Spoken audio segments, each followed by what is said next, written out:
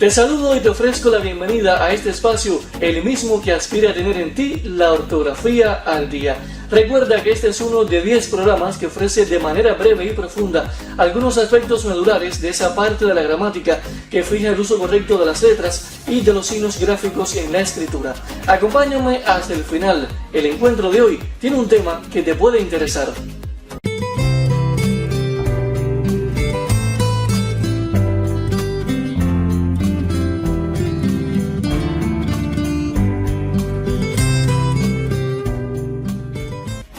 Para este encuentro te propongo un recorrido por el sistema de puntuación.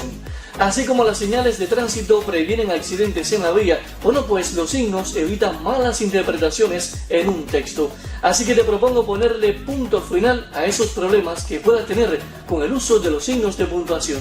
Acompáñame.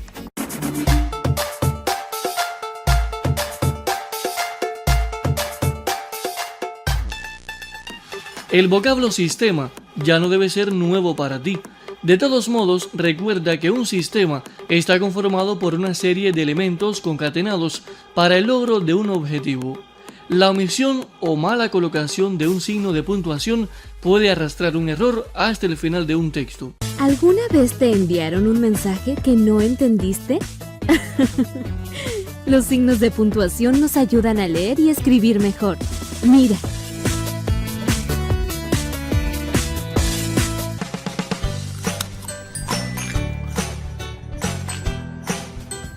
Ayer me invitó a jugar María y me quedé a merendar con ella. ¡Qué bueno! ¿Cómo la pasaron? Bien, pero en la puerta de su habitación había un cartel que no entendí. En este cuarto duermen María Eva, Florencia, María Laura. Solo pueden entrar con permiso de sus dueñas. ¿Y qué es lo que no entendiste? ¿Cuántas personas duermen? Había solo 3 camas, pero el cartel indica 5 dueñas. Seguro que estaba mal escrito el cartel. Le diré a María que arregle los carteles de su casa. En este cuarto duermen María Eva, Florencia y María Laura. Solo pueden entrar con permiso de sus dueñas. Lo entendiste bien y seguro las ayudarás con la corrección. Sí, mañana le digo que me invite a la casa de nuevo. Quiero que sepas que uno de los problemas más difíciles de resolver en lo que respecta al dominio de la escritura es el referido a la colocación acertada de los signos de puntuación. Y esto puede constatarse en el hecho de que dicho problema está presente en los textos escritos incluso por personas que poseen un nivel de escolarización superior. Se puede descubrir de hecho a un escritor inexperto por la manera en que éste coloca los signos de puntuación en ese texto que escribe.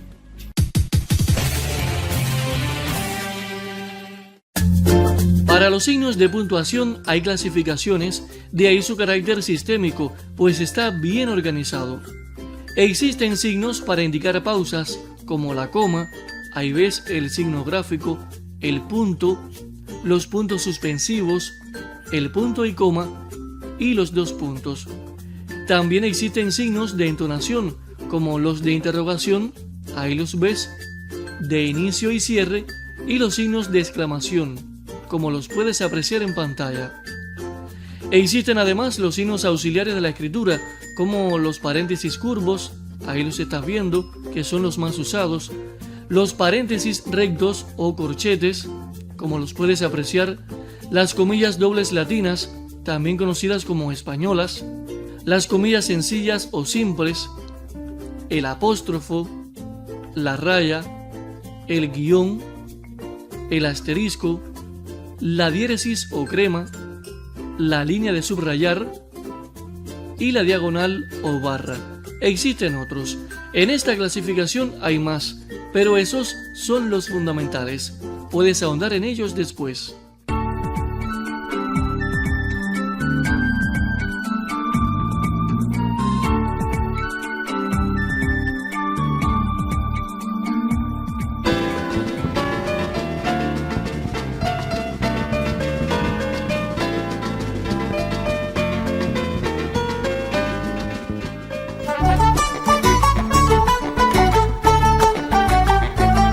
La edición de la ortografía del 2010 dedica un extenso capítulo al uso de los signos ortográficos.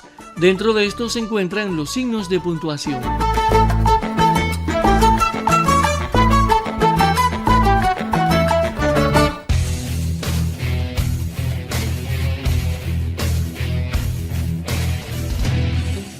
Hagamos referencia a los signos que más utilizamos en un texto escrito y quiero que le prestes atención a cada ejemplo. En los signos para indicar pausas, hagamos referencia al signo que probablemente más usemos, la coma. El texto de ortografía del 2010 es particularmente extenso al detallar los usos de este signo. De hecho, es al que más páginas dedica. La coma es, tal vez, junto con el punto y coma, el signo que más dudas genera. Dentro de los usos de la coma podemos ver el siguiente: aislar el vocativo del resto de la oración. Puede ser que esta palabra, vocativo, te traiga alguna duda. Vamos a aclararla.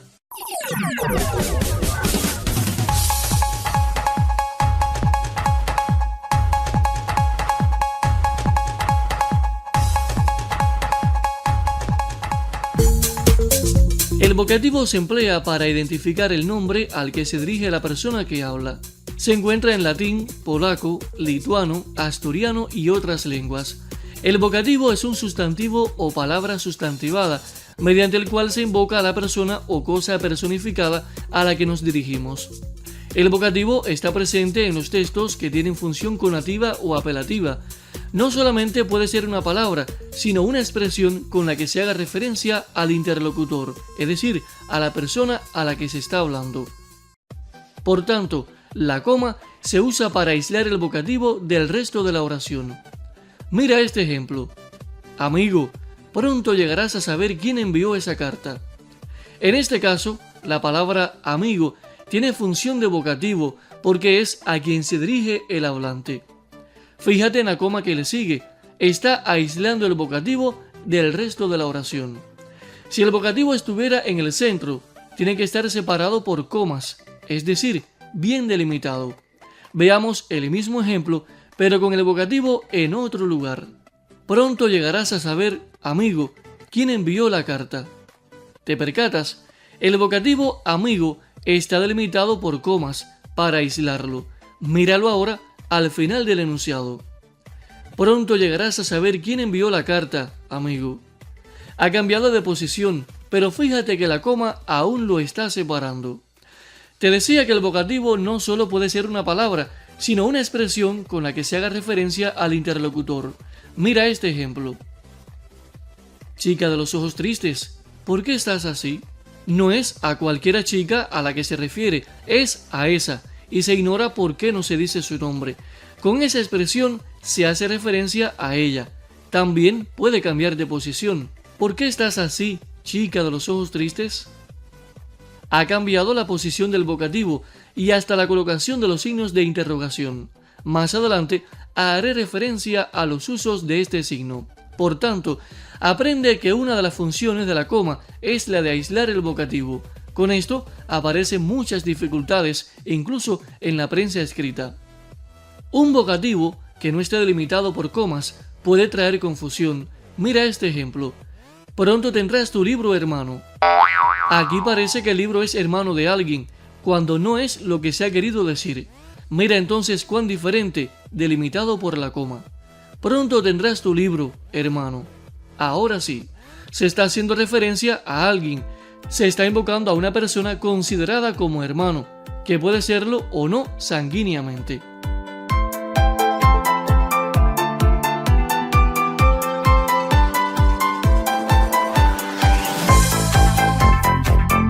En Cuba nos tratamos como hermanos.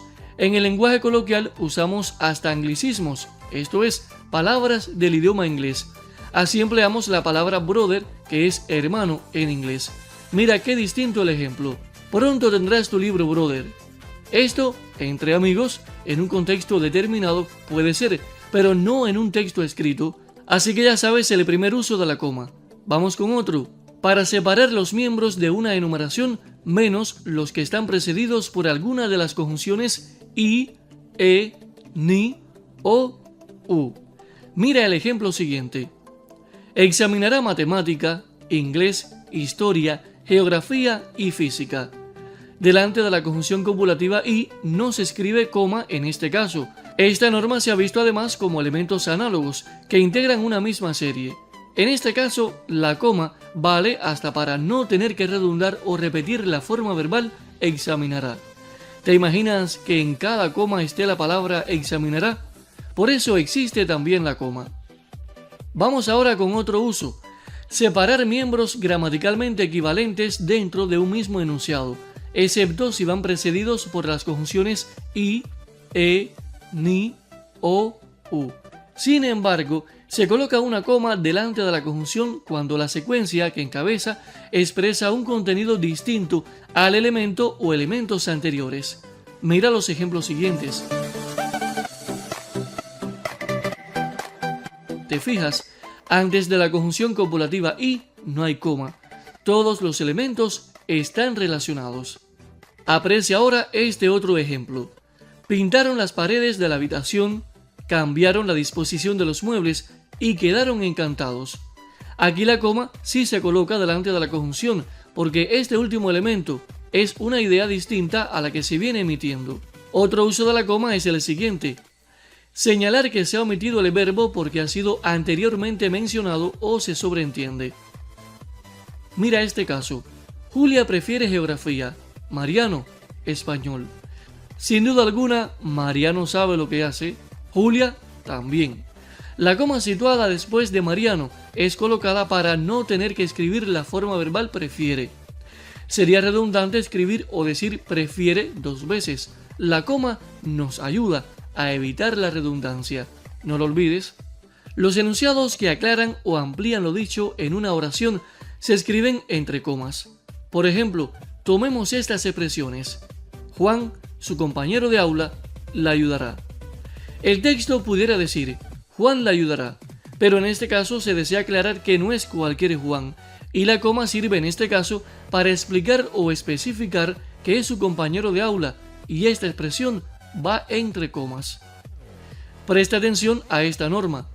Es usual colocar una coma antes de una conjunción o locución conjuntiva que une las proposiciones de una oración compuesta, como en los casos siguientes. En las oraciones coordinadas adversativas introducidas por conjunciones como pero, más, aunque, sino.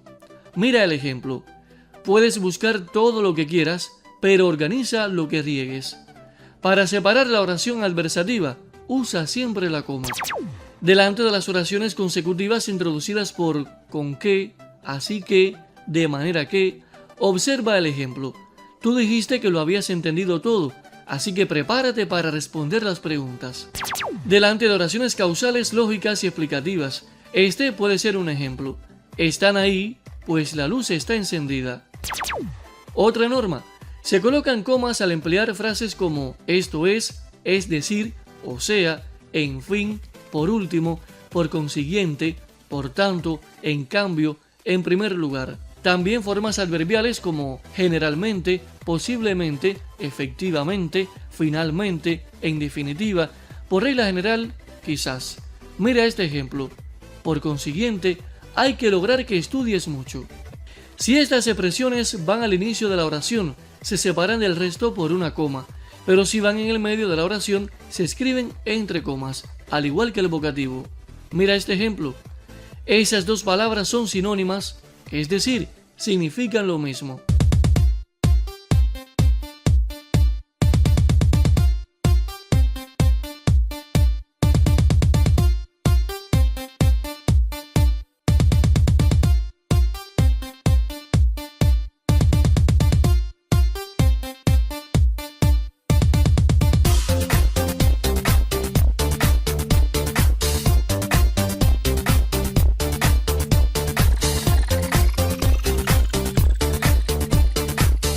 Ahora conozcamos los usos del punto. Tienes que saber que el punto señala la pausa con que se da fin al enunciado. Después del punto, siempre se escribe mayúscula. Hay tres clases de punto: el punto y seguido, que se aprecia entre las oraciones de un mismo párrafo; el punto y aparte, que se observa al final de los párrafos que conforman una composición; y punto final, cuando hayamos terminado de expresar todo en un escrito. Por regla general, el punto se utiliza también después de las abreviaturas. Mira estos ejemplos. Este se utiliza para referirnos a un señor, este para referirnos a un ejemplo y este para referirnos a la partícula, etc.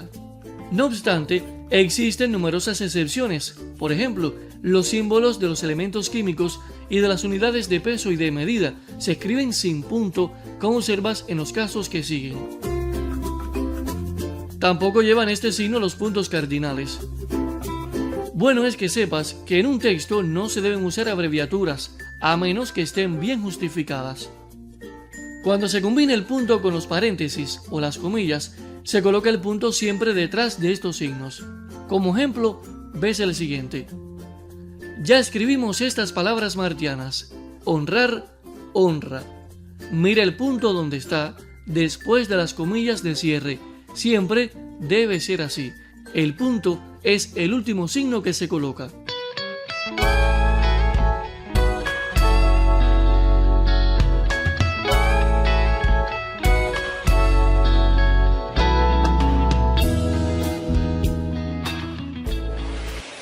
Hablemos ahora del punto y coma.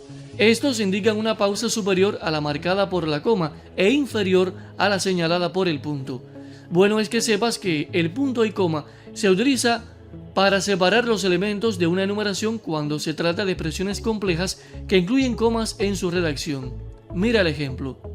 Trajo libros, todos llenos de bellas ilustraciones, libretas, algunas realmente voluminosas. ¿Te percatas? Con el punto y coma separamos elementos distintos de los que se habla en un mismo enunciado que tiene comas para referir cada elemento. Otra norma, para separar oraciones yuxtapuestas si son muy largas o llevan comas en su redacción. Como ejemplo, aprecias el siguiente. Los visitantes llegaron muy alegres y dispuestos de la exposición. Algunos ya quieren regresar. Suele colocarse punto y coma en vez de coma delante de conjunciones o locuciones conjuntivas, pero, más, aunque, también, sin embargo, por tanto, por consiguiente, en fin, entre otras. Cuando los periodos son muy largos o llevan coma en su redacción, es que se usa, en este caso, el punto y coma. Si la longitud es extremadamente larga, es preferible usar el punto y seguido. Como ejemplo, aprecias el siguiente. Los ejercicios eran largos y complicados. Sin embargo, todos lo respondieron sin dificultad. Otra norma. Se separan con punto y coma dos oraciones para acentuar la contraposición entre ellas. Mira el ejemplo. Ella no quiere cantar. Lo que quiere es bailar. ¿Te percatas? Aquí hay una contraposición de ideas.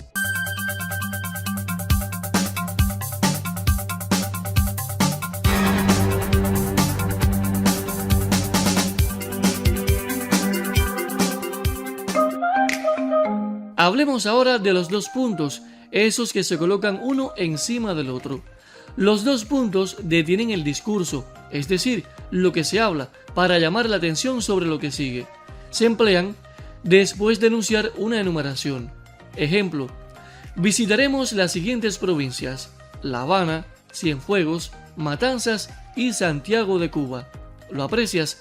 Antes de enunciar el conjunto de provincias, usamos los dos puntos, estos que debemos usar para cerrar una enumeración antes del anafórico que lo sustituye. Mira este ejemplo: natural, sana y equilibrada. Así debe ser una buena alimentación. Los dos puntos también se colocan antes de una cita textual. Ya lo ha dicho José Martí: patria es humanidad. Después de las fórmulas o expresiones de saludo en las cartas y documentos, también utilizamos los dos puntos. Los aprecias aquí, querido amigo. Y después viene el cuerpo de la carta. También se emplean los dos puntos para separar la ejemplificación del resto de la oración. Como ejemplo, aprecias el siguiente. Puedes investigar los casos especiales de acentuación. El acento diacrítico, por ejemplo.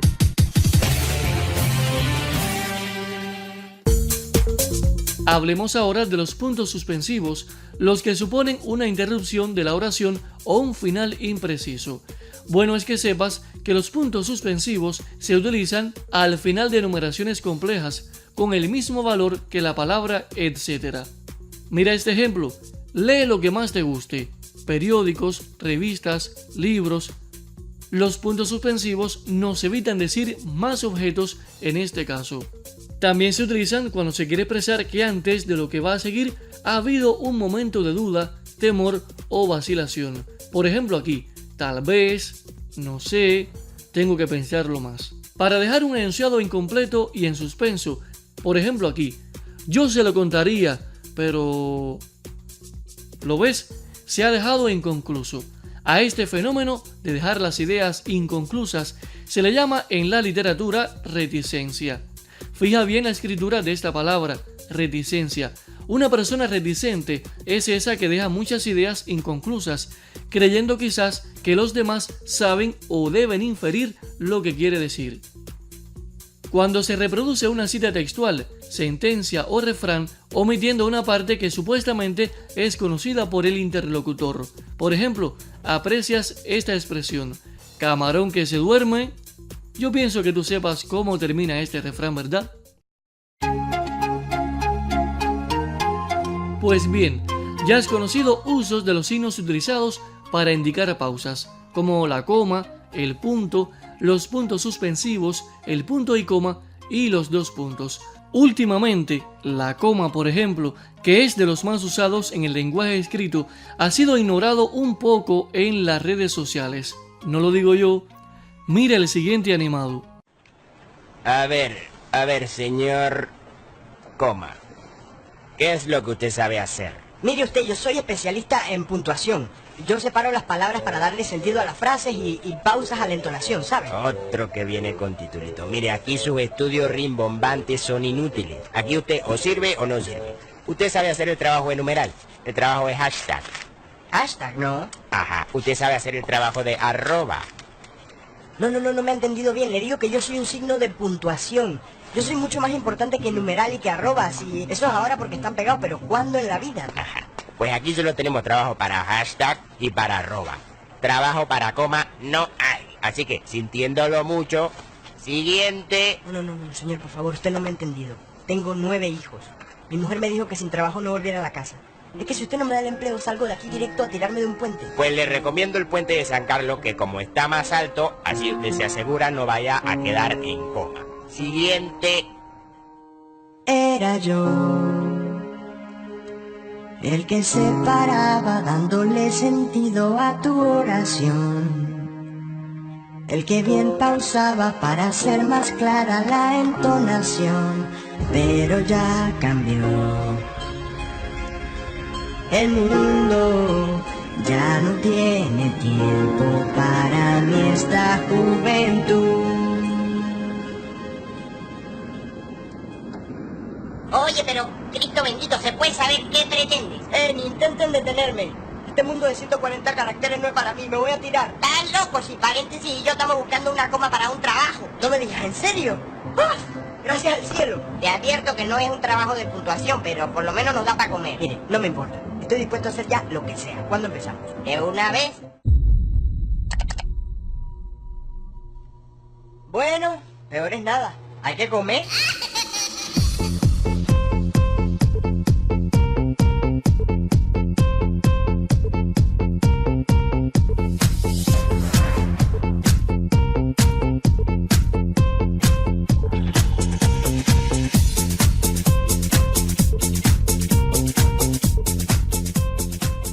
Ya has conocido lo referido a signos que utilizamos para indicar pausas. Ahora veremos los que son usados en la entonación. Estos signos son capaces de que al pronunciar una idea lo hagamos de disímiles maneras, con distintos matices que serán interpretados. Son estos que ves en pantalla, los signos de interrogación y de exclamación.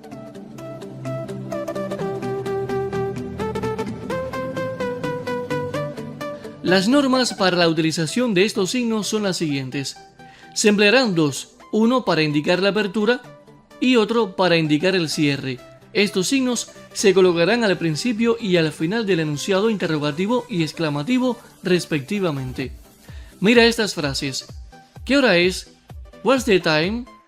Además del cambio de palabras como propio de los idiomas, ¿qué más notas? Muy bien, en inglés solo se usa el signo de cierre y no el de apertura. Nosotros, en cambio, los debemos usar al principio y al final del enunciado. ¿Qué hora es? ¿Cuánto te quiero? ¿Lo aprecias? Ahí están los signos de inicio y de cierre. Mira ahora la composición gráfica de este signo. ¿Qué es lo que tienen en la parte de abajo? No es un punto, pues se aprende otra norma. Después de los signos que indican cierre de interrogación o exclamación, no se escribe punto. ¿Para qué ponerlo si ya lo tiene incluido? Eso debes aprenderlo, que a veces se ve un signo de interrogación de cierre y después un punto, cuando no es necesario. Los vocativos y las oraciones subordinadas, cuando ocupan el primer lugar en el enunciado, se escriben fuera de la pregunta o de la exclamación. Sin embargo, si están colocados al final, se consideran dentro de estas. Mira los ejemplos. Carlos, ¿has avanzado en tus estudios? En este caso, el vocativo Carlos no forma parte de la expresión interrogativa. Lo llaman para hacerle una pregunta.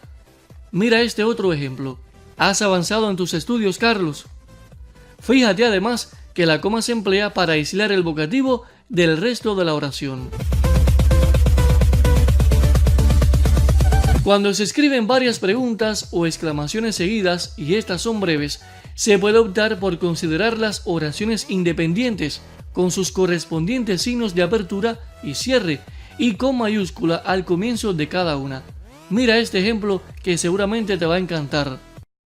¿Y cómo es él? ¿En qué lugar se enamoró de ti? ¿De dónde es? ¿A qué dedica el tiempo libre? Pregúntale.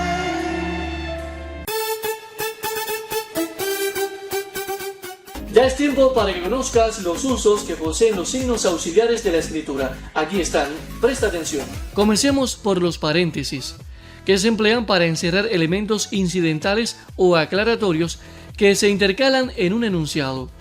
Se utilizan cuando se interrumpe el sentido del discurso con una aclaración o elemento incidental, sobre todo si es largo o de escasa relación con lo anterior o posterior. Por ejemplo, los asistentes, por cierto todos estudiantes, se pusieron rápidamente de acuerdo. Conoce otra norma. Cuando se intercala algún dato, fechas, lugares, significado de siglas, el autor u obras citados, entre otros elementos. Por ejemplo, José Martí, 1853-1895, es nuestro héroe nacional. En este caso, los paréntesis son usados para exponer datos, el año de nacimiento y muerte, respectivamente, del más universal de los cubanos. Mira otra norma. Cuando se desea introducir alguna alternancia en el texto, puede encerrarse en el paréntesis una palabra completa o solo uno de sus segmentos. Mira este ejemplo. Léelo. En este caso puede leerse: en el documento escribió el día en que ha estado enfermo, o en el documento escribió los días en que ha estado enfermo. Otra norma. Se encierra en 3 puntos para dejar constancia de que se omite en la cita un fragmento del texto que se transcribe. Como ejemplo, mira este texto. ¿Aprecias aquí los paréntesis? Pues para eso han sido usados, para evitar decir algún detalle que había en ese texto.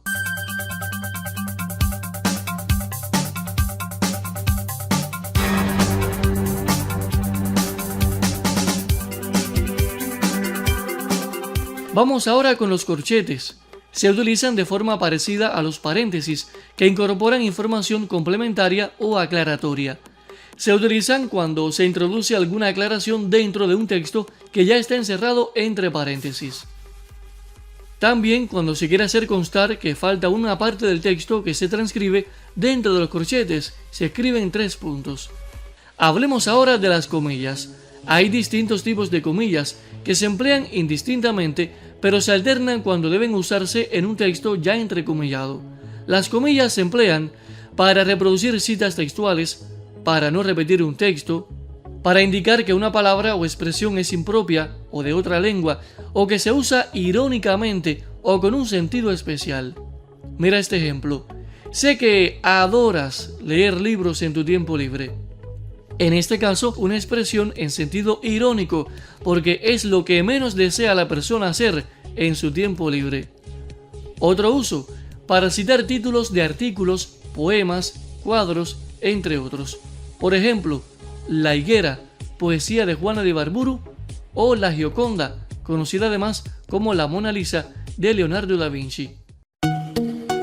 Es tiempo para hablar del guión, otro signo que se utiliza básicamente para hacer divisiones dentro de una palabra y también para separar los elementos que integran una palabra compuesta. Por ejemplo, teórico-práctico. Estas dos palabras son unidas por el guión. Otro uso, para dividir una palabra al final del renglón si no cabe completa. Vamos a hacer un alto en breve para que sepas algunos detalles de la división de palabras al final del renglón. Cuando se antepone el guión a una parte de la palabra, sílaba, morfema, indica que ésta va en posición final. Por ejemplo, las palabras terminadas en illo. Ese guión quiere decirnos que antes de esa terminación va una parte de la palabra. Duendecillo, panecillos. ¿Te percatas? El guión ha sido utilizado para hacer referencia a que antes de esa terminación existe otra parte de la palabra. Ahora hagamos un alto en los signos que restan, que son pocos, para conocer cómo dividir una palabra al final del renglón. Para esto también hay normas que debes recordar. El guión no debe separar letras de una misma sílaba, por ejemplo, en los diptongos y triptongos. Cuando una palabra está integrada por otras dos que funcionen independientemente en la lengua, por una de estas palabras y un prefijo, será potestativo dividir el vocablo resultante separando sus componentes, aunque la división no coincida con el silabeo de la palabra. Por ejemplo, aprecias esta expresión que se puede dividir así: no, so, tros, o así, nos, otros. ¿Lo ves? De ambas maneras se puede dividir esta palabra. Otra norma: dos o más vocales no pueden separarse, tanto si constituyen un diptongo o un triptongo, como si no lo constituyen y están en hiato. Otro uso: cuando la primera sílaba de una palabra es vocal, se evitará dejar esta letra sola al final de la línea. Si la vocal está precedida de una H, entonces se invalida la norma. Aprecia estos ejemplos. A, cerca. Así no se puede dividir, sino así. Hacer, K. Ahora sí. Sin embargo, si está la H, se puede dividir esta vocal. A, ser. Los dígrafos no se dividen al final de la línea. Aunque sean compuestos de dos letras, recuerda que estas representan un mismo sonido. Otra norma: se debe evitar la división en sílabas al final del renglón de palabras como esta. Cuando vemos esta expresión dividida, forma una palabra que puede apreciarse como vulgar, ¿no es verdad? Es el caso de estos ejemplos. En este caso, no se deja la vocal sola en sílaba, y si se divide así, se forma otra palabra iniciando sílaba. Se puede dividir así. Es preferible no segmentar las palabras de otros idiomas al final del renglón, a no ser que se conozcan las reglas vigentes en los idiomas respectivos.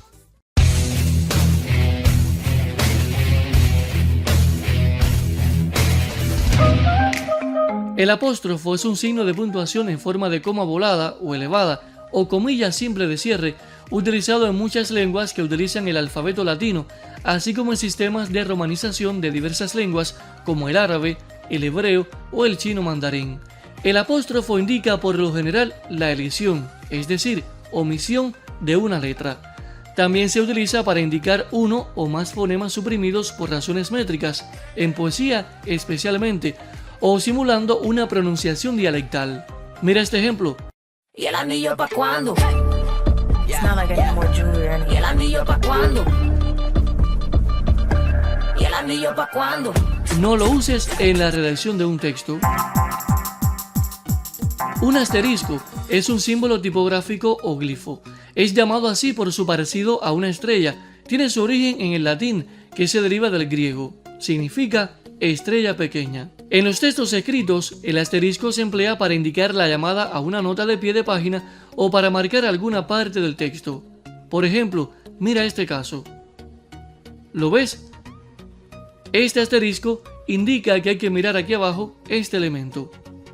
En el texto escrito se suele emplear también para obviar o sacar parte de una palabra que por su contenido sea obscena o sea un tabú, como por ejemplo esta expresión.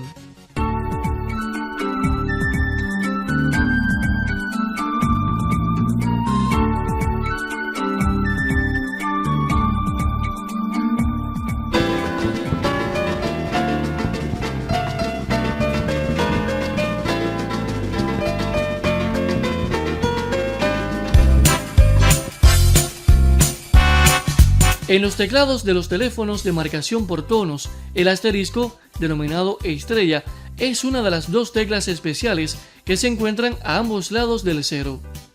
El otro es la almohadilla, conocido también como numeral. Este signo es muy usado en otros ámbitos, la informática, la matemática, pero los usos que tiene en otros ámbitos, esos te los dejo de tarea.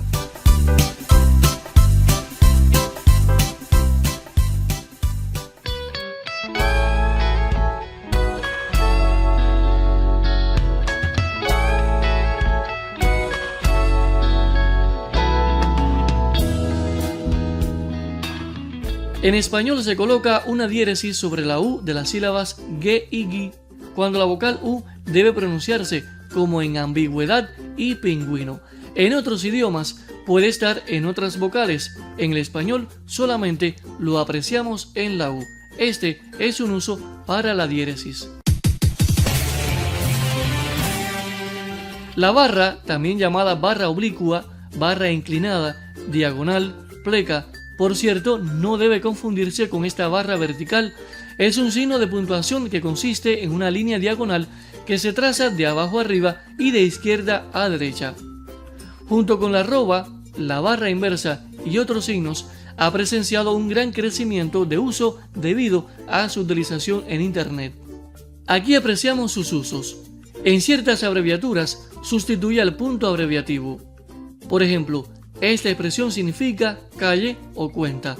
Esta otra, sin número. También se aprecia en las abreviaturas en las que el punto se sustituye por la barra. Esto significa por calle, esto por cuenta corriente, esta expresión por días fecha, esta otra por días vista. No se debe dejar espacio entre las letras y la barra. Obviamente, sí se debe dejar espacio tras la abreviatura. Por ejemplo, aquí. También se utiliza en algunas expresiones con valor preposicional. Aquí lo aprecias en estos ejemplos. Esta expresión significa kilómetros por hora. Esta otra, metros por segundo. Mira esta, euros al mes. Otro uso, en la expresión numérica de las fechas para separar la mención de día, mes y año. En estos casos también se pueden emplear guiones o puntos, como más prefieras. Mira el ejemplo. Para ofrecer dos opciones, si se coloca entre dos palabras o entre una palabra y un morfema. No olvides que la barra relaciona dos conceptos diferentes que pueden ser afines o excluyentes. En este caso puede sustituirse por paréntesis. No se pone espacio antes ni después de la barra oblicua. Por ejemplo, en este caso, verdadero, falso. Da la idea de que puede ser o una o la otra. Para eso existe la barra. Es el caso de niño. En este caso solamente vemos la vocal A para hacer referencia a niña. Niño o niña. Igual caso tiene cubano y cubana. Mira seguidamente determinadas expresiones y analiza el lugar que en ellas ocupa la puntuación. Ya verás cómo cambia el sentido. Analiza.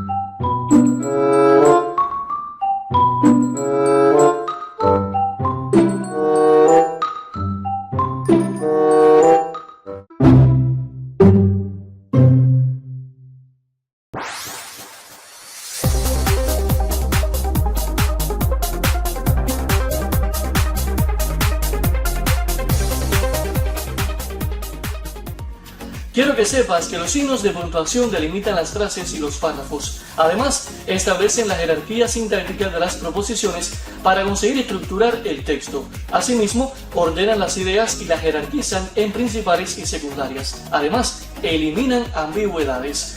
Ahora te propongo que soluciones las siguientes actividades. En el enunciado, detienes el video, las solucionas y después verás las respuestas. Vamos a practicar.